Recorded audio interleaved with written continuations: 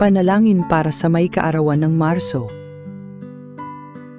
Amang makapangyarihan, sa pagsisimula ng buwan ng Marso, itinatas namin sa iyo ang lahat ng nagdiriwang ng kanilang kaarawan.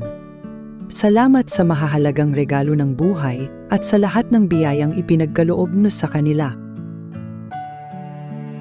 Panginoon, habang sila ay pumapasok sa panibagong taon ng kanilang buhay, punuin mo sila ng iyong biyaya, karunungan at lakas. Naway magdala ang buwang ito ng kagalakan, tagumpay at mabuting kalusugan. Gabayan mo sila sa bawat desisyon, ingatan mula sa anumang kapahamakan, at palibutan ng pagmamahal at kapayapaan. Gaya ng panahon ng Marso na nagdadala ng mga bagong simula, naway mapuno ang kanilang buhay ng pag-asa, pananampalataya, at walang hanggang posibilidad.